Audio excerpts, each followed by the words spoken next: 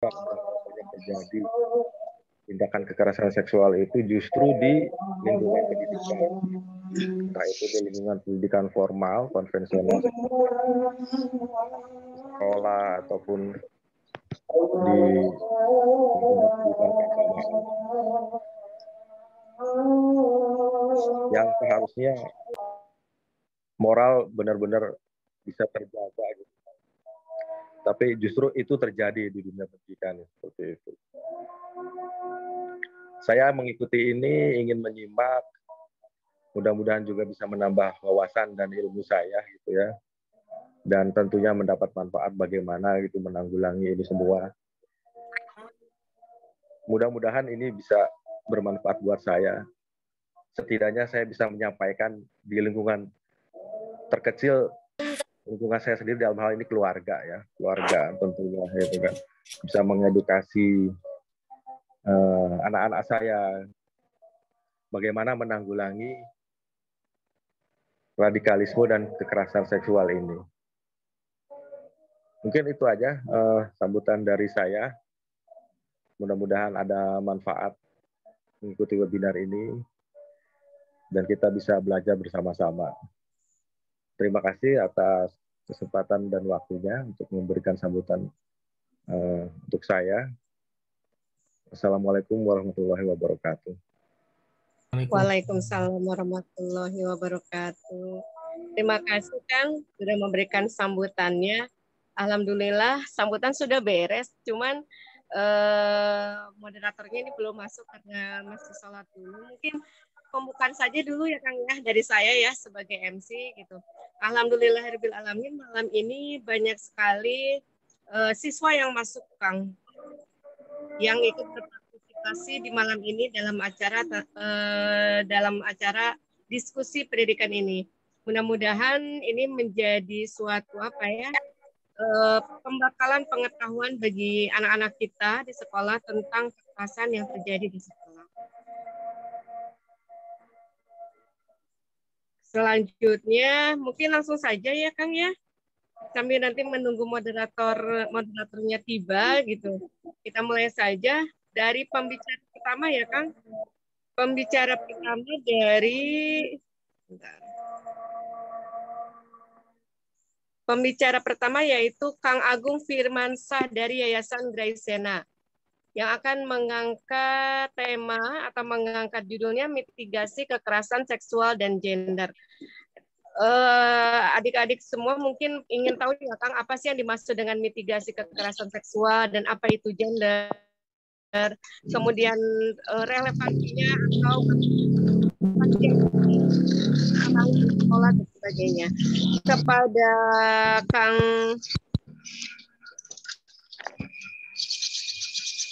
Kepada Kang Agung, dipersilakan Kang. Halo, tes. Halo. Ya, audio Halo. saja bagus. Bagus Kang, alhamdulillah bagus.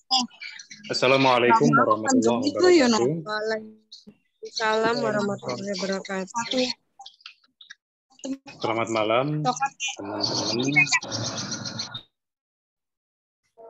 Malam Kang. Suaranya tidak terdengar Kang Agung. Oh, maaf. Dan sekarang gimana? Kang, ada sekarang suaranya. Ya. Terima kasih pembawa acara sudah memperkenankan saya untuk sharing dan berbagi wawasan dengan kawan-kawan sekalian dari KPPJB, kemudian KMNU dan Pustakers. Saya juga ucapkan terima kasih telah berkenan mengundang saya dalam diskusi yang luar biasa ini. Kita ngobrol-ngobrol santai aja ya. Saya juga dengan Kang Asep, Kang Didin dan Kang Wiro ini bukan orang yang baru kenal sih. Jadi sering kali kita dalam beberapa kesempatan ngobrol dan sharing. Saya juga berharap dengan teman-teman yang lain pun juga bisa membangun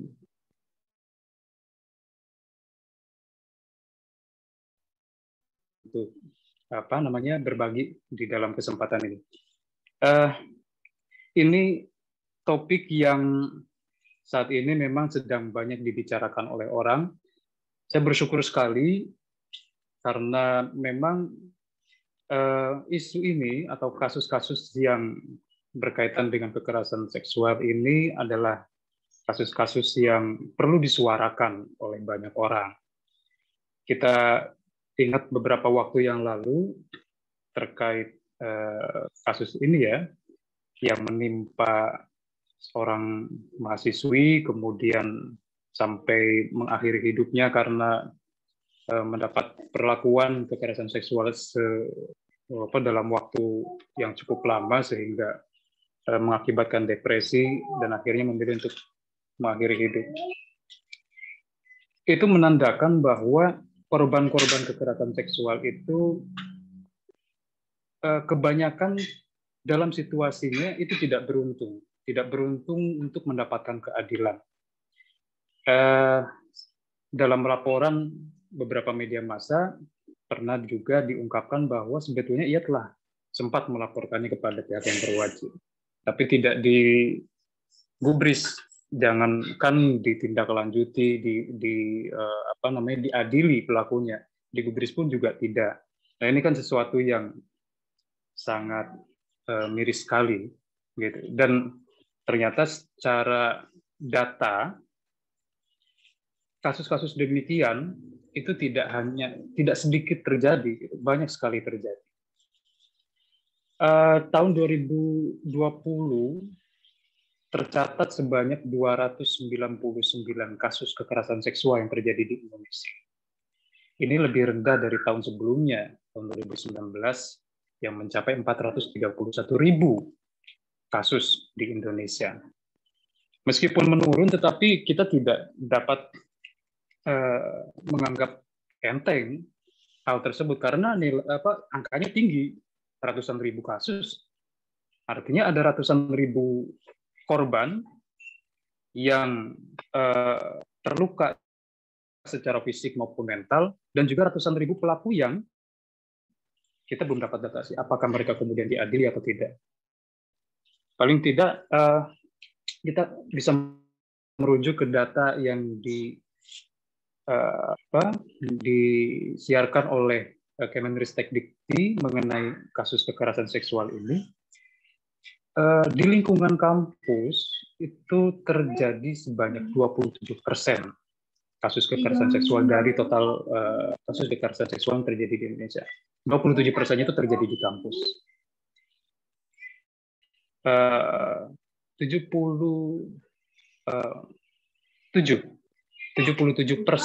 dosen yang disurvei mengenai apakah ada kasus kekerasan seksual di kampus ataukah tidak, menjawab iya. 77% menjawab iya, pernah ada.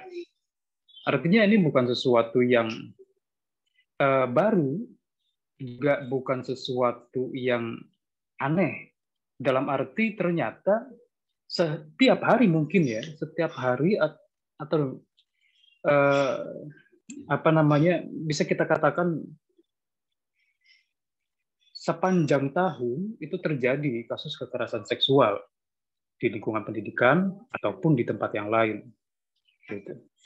Dan yang juga sangat membuat miris adalah 63% korban itu tidak berani melaporkan kasus kekerasan seksual yang dialaminya kepada pihak yang berwajib.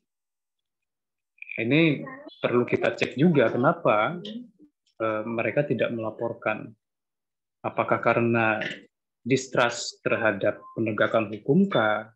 Ataukah ada ancaman intimidasi dari pelaku kah? Dan sebagainya.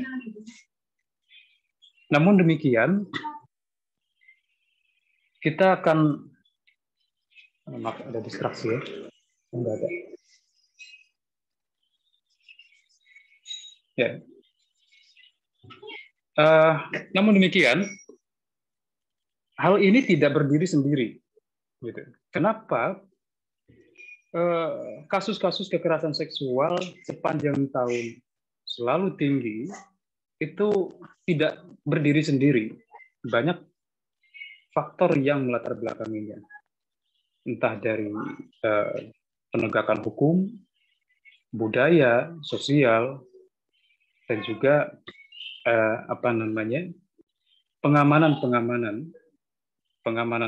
sosial yang seharusnya ada di setiap tempat, tidak hanya di lembaga pendidikan saja, tetapi juga di setiap tempat, gitu. Agar tidak ada celah untuk pelaku melakukan tindakan kekerasan seksual.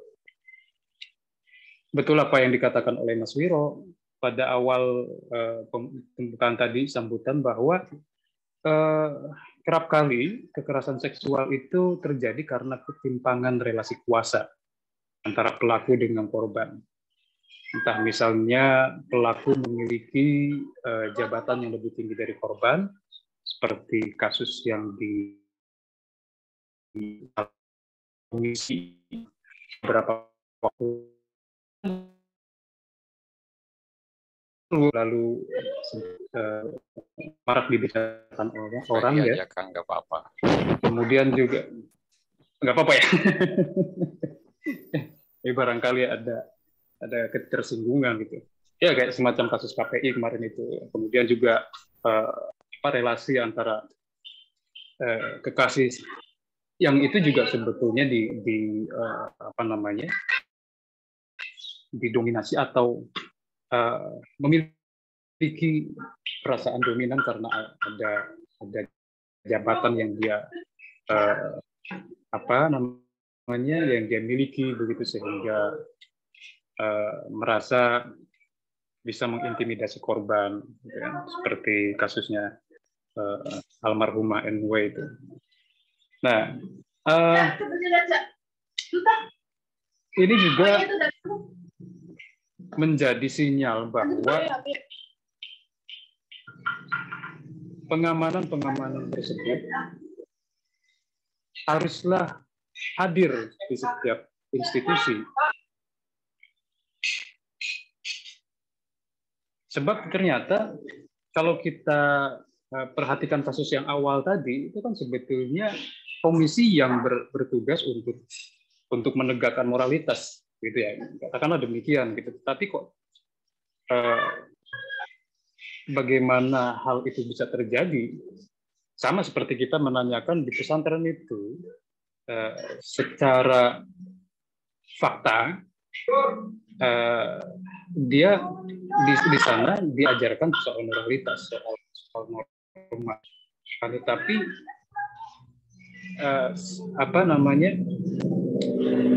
ada juga hal yang anomali, gitu ya, terjadi di lembaga pendidikan yang mengajarkan moralitas. Jadi persoalan ini sangat kompleks dan saling terkait satu sama lain, gitu. Aturan-aturan yang berlaku di dalam institusi pun juga pada nyatanya tidak dapat secara langsung membendung perilaku tersebut. Oleh karena itu, undang-undang semacam undang-undang yang belum disahkan, ya, RUU PKS yang dirancang sejak tahun 2016 itu penting untuk disahkan, gitu kan. Atau Permendikbud nomor 30 tahun 2021 mengenai PPKS juga penting untuk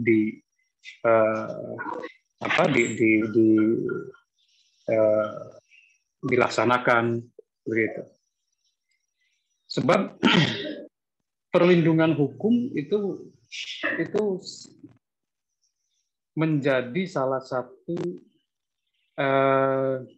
faktor yang dapat menjamin keberlangsungan proses mitigasi ini, gitu. Ya. Hanya saja memang dalam hal ini pun juga ada persoalan di tengah masyarakat kita mengenai penalaran hukum masyarakat kita, gitu. Sudah ada Permendikbud yang bagus untuk mencegah, untuk melindungi korban dari tindak kekerasan seksual malah disalahartikan, malah disalah tafsirkan sebagai permen yang melegalkan perzinahan. Nah, ini kan persoalan logical fallacy ya, kesalahan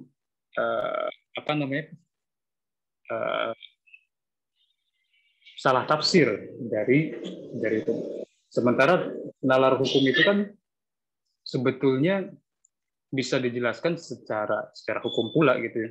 Jadi tidak kita artikan secara parsial gitu ya. Nah, persoalan penalaran hukum juga ini mesti menjadi salah satu hal yang dikedepankan sebagai edukasi terhadap masyarakat. Bahwa sudah ada usaha-usaha pengamanan secara hukum bagi korban-korban tindak kekerasan seksual yang ini harus didukung oleh semua elemen masyarakat. Nah, kesalahan penafsiran ini harus diisi dan itu menjadi timpang gitu atau pincang atau bahkan ekses yang lebih buruk dicabut kembali misalnya karena menuai reaksi yang tidak proporsional sebetulnya gitu. Tapi kan kadang-kadang yang terjadi noise ini itu lebih banyak diindahkan ketimbang substansi hukumnya gitu. Kemudian yang berikutnya adalah soal penegak hukum. Penegak hukum juga ini memiliki peran yang sangat penting, memiliki peran utama di dalam memberikan keadilan terhadap korban. Sementara ini hukum di Indonesia itu lebih banyak memperhatikan bagaimana menghukum pelaku, tetapi tidak mengindahkan dari sisi korbannya. Misalnya soal perlindungan terhadap korban, hak-hak korban, rehabilitasi, kemudian kerugian secara psikis itu tidak banyak kita dengar diindahkan di dalam proses peradilan itu. Nah, mestinya ini harus seimbang. Pelakunya dihukum, korbannya dipenuhi haknya.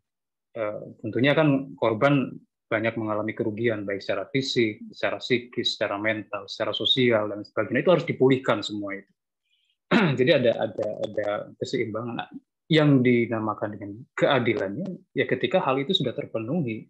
Pelakunya dihukum, korbannya dipenuhi haknya. Gitu. Itu yang kedua. Kemudian yang ketiga adalah soal tentu saja yang menjadi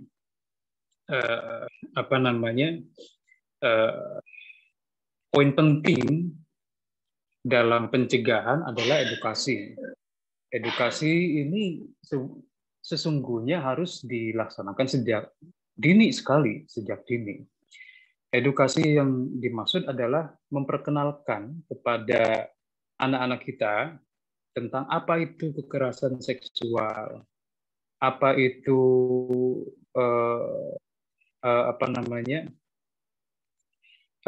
bagaimana kita menghindari kekerasan seksual.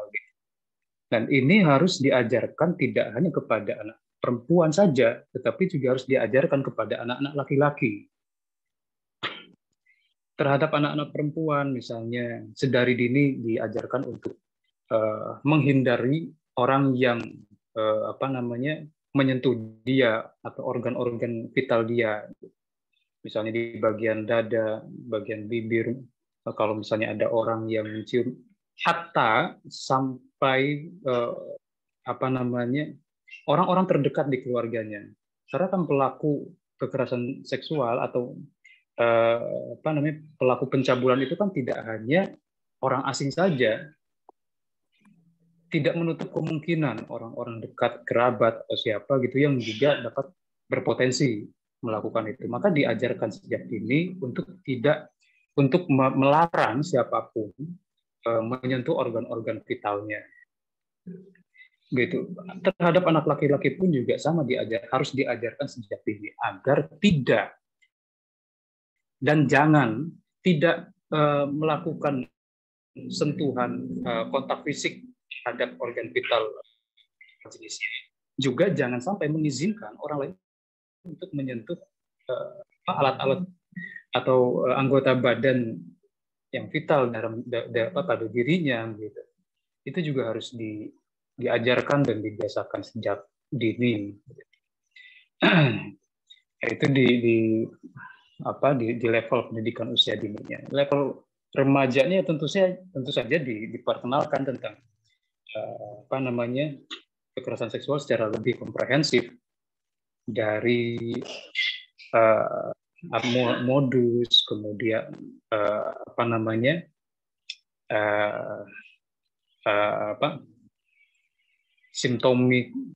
simptomnya gitu, atau mengenai pengenalan mengenai hukumnya bagaimana, itu harus diketengahkan secara komprehensif kepada remaja-remaja kita gitu, agar mereka melek dan juga berani speak up ketika ada pihak-pihak yang berpotensi melakukan kekerasan seksual. Kekerasan seksual ini kan tidak hanya persoalan intercourse yang dipaksakan saja ya. Kekerasan verbal yang dilancarkan secara verbal, ataupun juga misalnya memperlihatkan kemaluan di hadapan lawan jenis yang si lawan jenis itu tidak menghendakinya, itu juga termasuk kekerasan seksual. Nah, itu harus disampaikan dan diketahui oleh anak-anak remaja kita gitu, dan itu terjerat hukum gitu, bisa dipidanakan. Dan kemudian yang keempat, selain tadi 3 hal yang pertama, yang keempat adalah pembangunan pengamanan sosial. Ya, bahwa di tengah masyarakat kita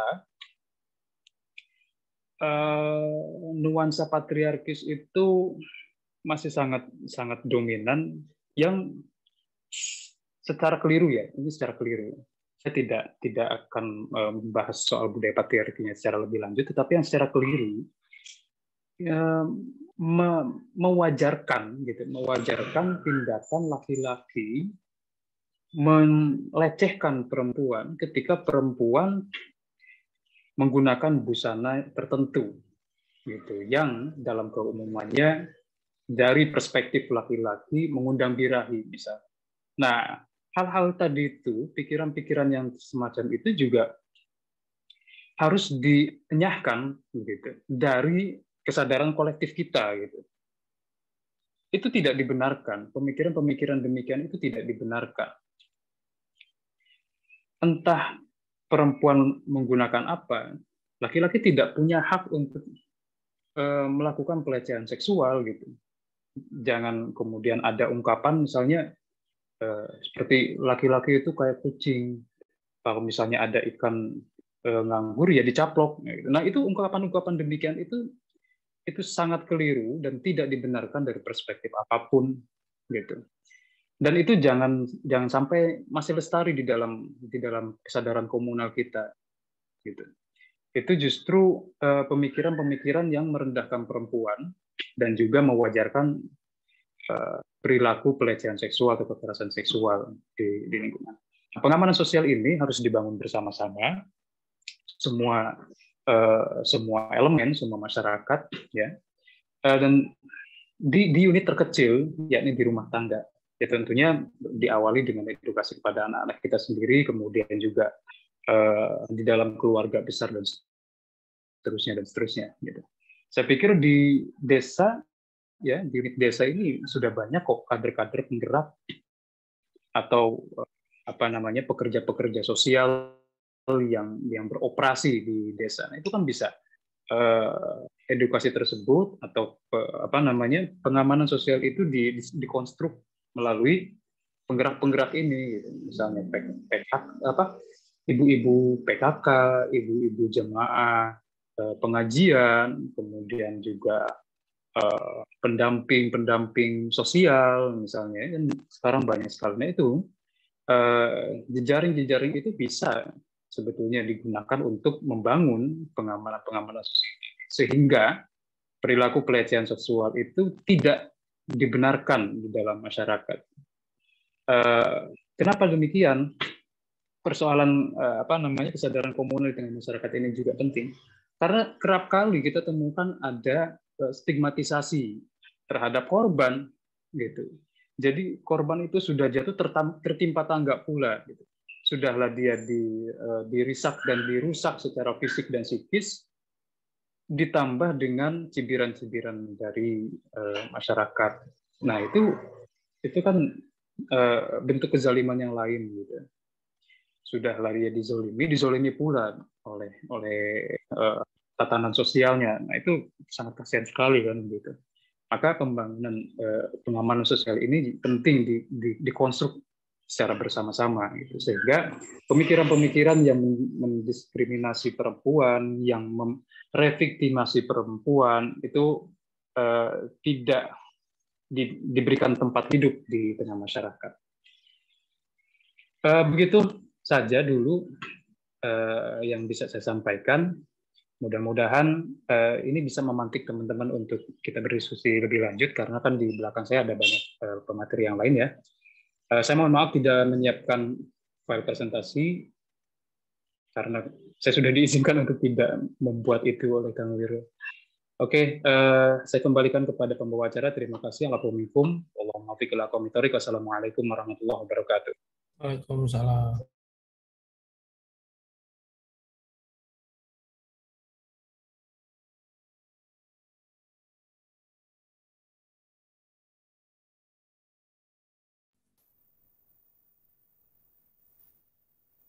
Hatur nuhun, terima kasih Kang Agung. Bu Ika, saya ambil alih ya Bu Ika ya. Sami-sami Kak. Paparan yang cukup rumit sebetulnya kalau bicara tentang kekerasan perempuan. Kalau misalkan lebih lebih vulgar kita bicara tentang seks gitu. Ini kan kebutuhan yang paling mendasar bagi manusia, seluruh manusia gitu. Untuk bicara selanjutnya mungkin akan membahas dari perspektif lain ya. Mangga, barangkali mau dilanjut dulu, nanti sesi diskusinya belakangan.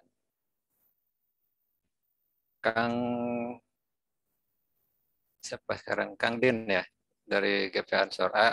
Maaf, Kang Ardiansah. Mangga.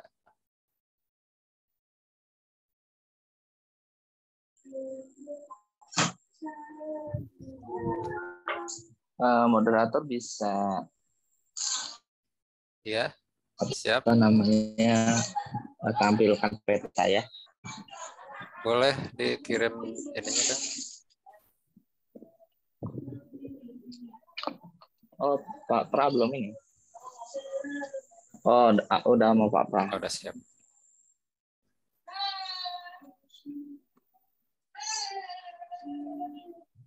Oke, Pak Pra, boleh dimulai.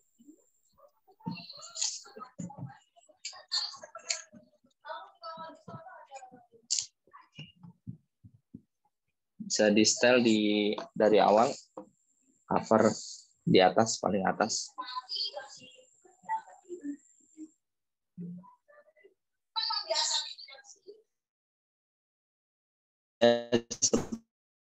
Sebelumnya, Assalamualaikum warahmatullahi wabarakatuh. Yang saya hormati Kang Din, Kang Asep, Bang Maulana, serta para hadirin yang ini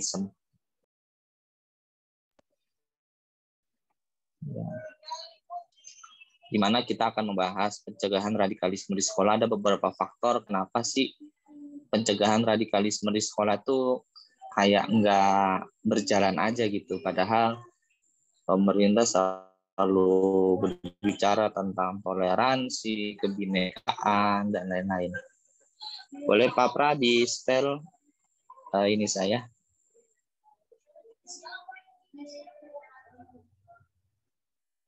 PPT saya.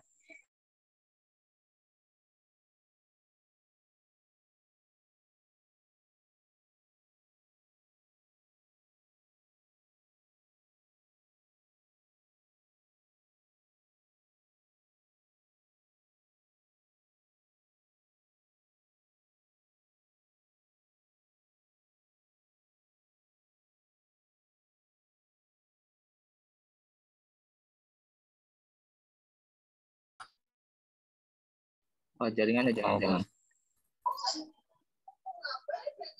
Gimana, masih cakep jaringannya, Pak Pra?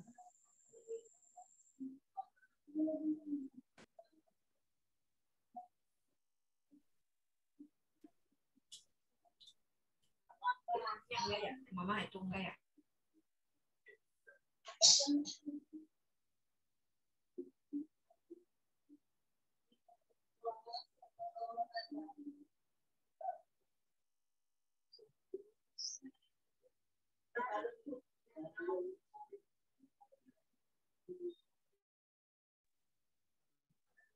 Oke, dari ini aja coba saya share.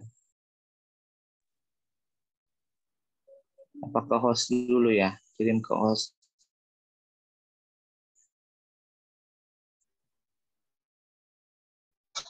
Boleh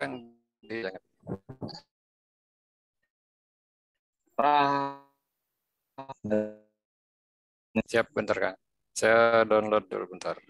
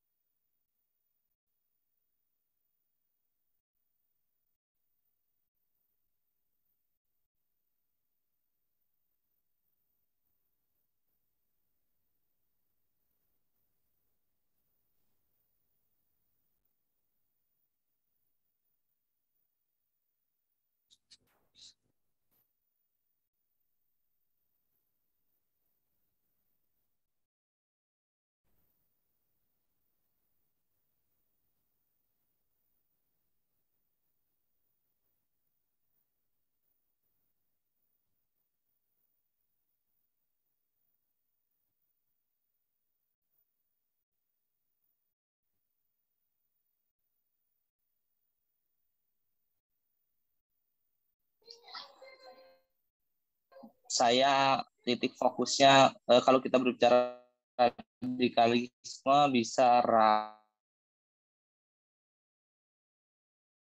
gender. Nah, tapi saya lebih fokus ke radikalisme agama. Oke, bisa di ini kan PPT-nya.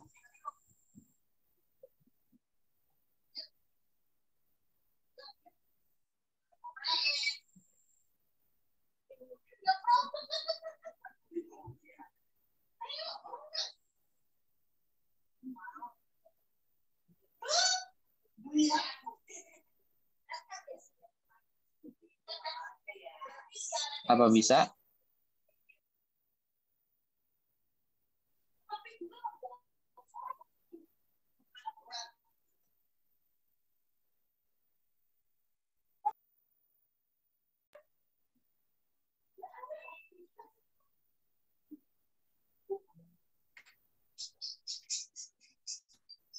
Siap di layar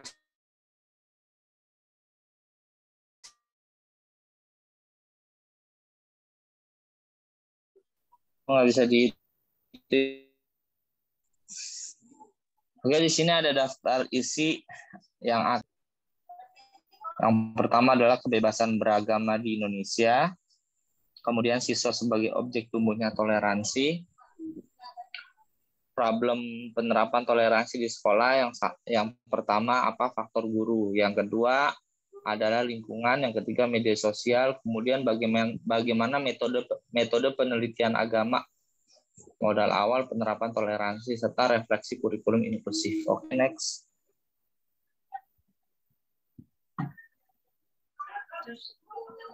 Nah, kebebasan beragama di Indonesia itu sudah diatur di Undang-Undang Dasar 45 ya, pasal 28E ayat 1.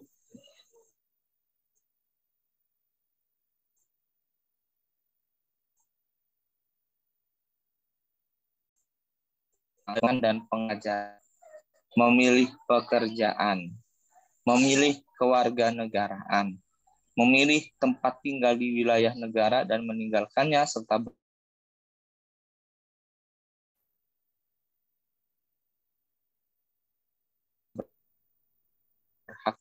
kebanyakan di antara kita itu nggak membaca pasal ini dengan alasan bakal bentrok dengan agama. Tapi di satu sisi saya heran ada paradoks juga. Misal, ya kita mah toleransi, harus menjunjung toleransi, Islam itu toleransi. Tapi kalau ada rumah ibadah Kristen, gereja mau berdiri nggak boleh. Nah, itu paradoks tuh dong. Ya memang Islam harus toleransi begini. Tapi nanti pengungsi Syiah di Sampang misalkan nggak boleh balik karena dianggap sesat begitu. Jadi di satu sisi ada paradoks. Kenapa bisa paradoks? Nanti kita akan bahas di slide selanjutnya. Oke, next.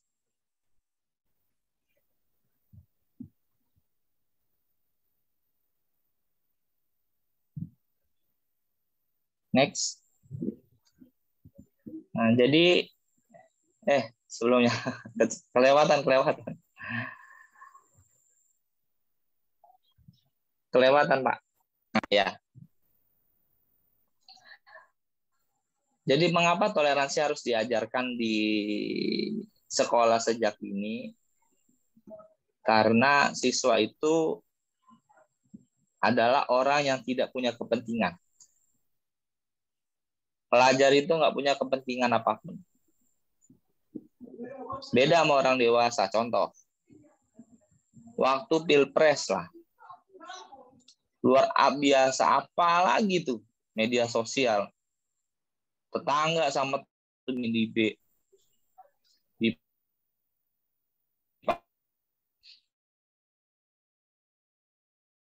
hoax dan setelah yang calon ini jadi, ya kan, ternyata mereka ada kekuasaan. Setelah mereka mendapat kekuasaan apa kan, atau beberapa penting, sedangkan kepentingannya mereka pure murni untuk keilmuan. Kayak begitu. Nah, makanya siswa ini harus dilatih. Dilatih dalam artian apa? Dilatih dari segi mental, dari segi keilmuannya. Karena apa? Karena siswa menjadi objek dari pendidikan toleransi. Next.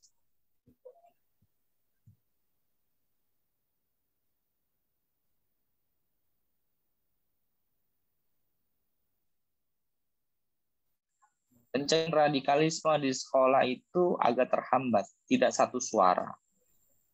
Yang pertama, ada sebagian guru, kita bahas tentang guru,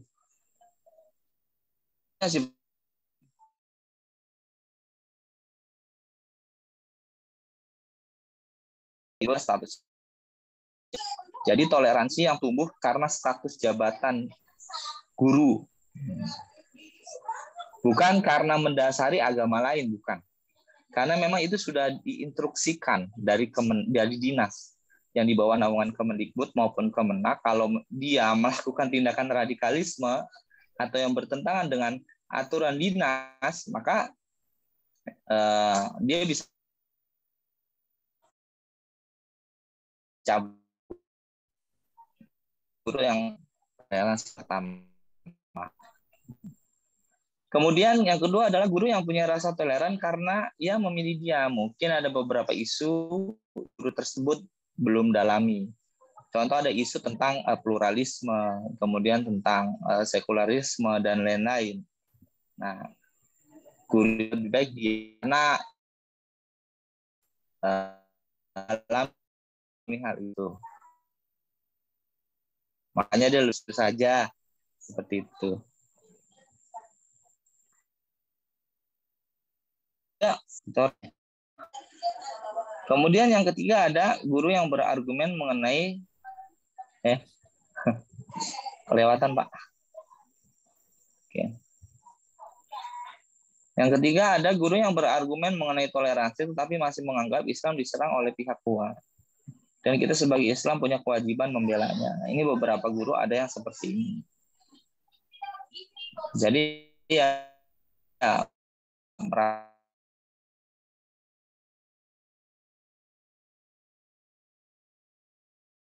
wah, dan ini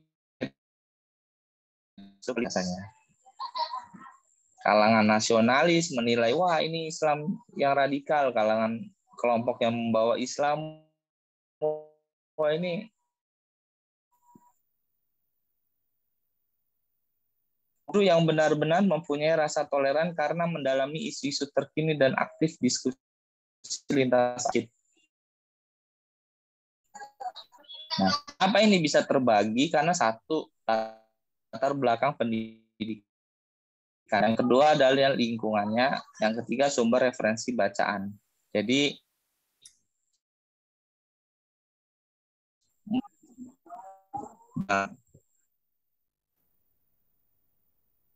pada seperti itu. Jadi kalau yang hanya ini sih saya pribadi, dia yang misalkan hanya di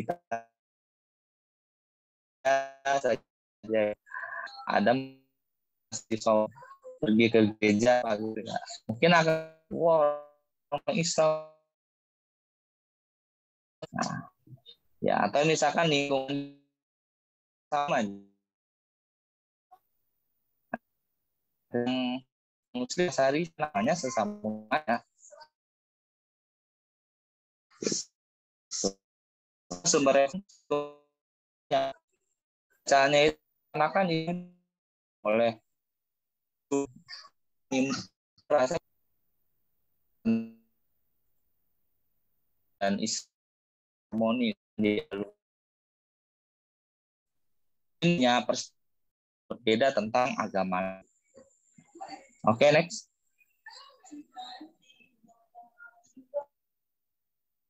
Ini apa? Next. Sekolah itu punya dua. Sekolah itu pesan muridnya harus ke sana. Jadi dia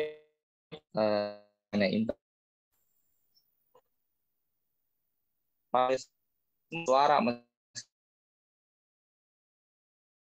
sama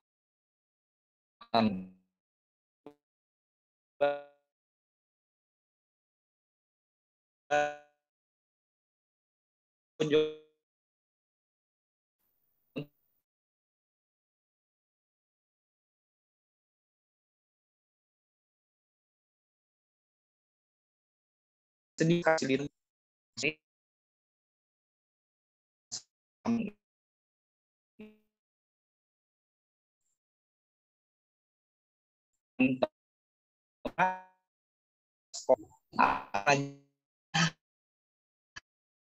toleransi